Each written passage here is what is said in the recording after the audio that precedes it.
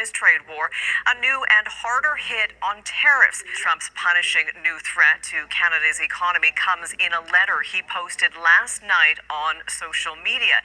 He threatens a 35% tariff on most Canadian goods, but points out that a 50% U.S. import tax would remain in place on Canadian steel and aluminum.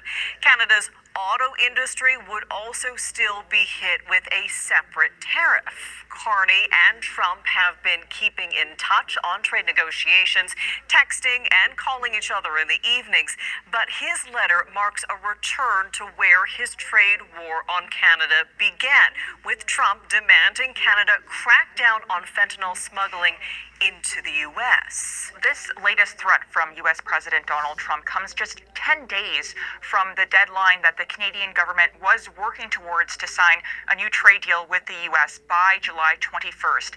Now, in a statement from Prime Minister Mark Carney that was posted late last night, just before midnight, he says that Canada will work towards a revised deadline of August 1st. Carney goes on to say that throughout these trade negotiations that the Canadian government has supported workers, supported businesses, and will continue to do so.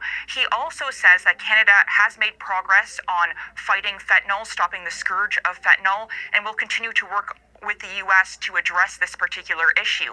And when it comes to making Canada more resilient, Carney mentions in his statement that he's working with the provinces and territories to create one Canadian economy, to create projects of national interest, and he also reminds Canadians of the work his government is doing to strengthen trade partnerships with other countries. Now, while this happened, this Trump threat came out, the Foreign Affairs Minister, Anita Anand, was set to meet with her U.S. counterpart, the U.S. Secretary of State Marco Rubio in Malaysia.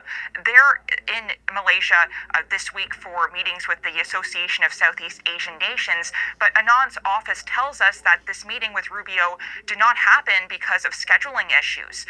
Now, Carney, I've reached out to the Prime Minister's office to see if he will be out speaking to the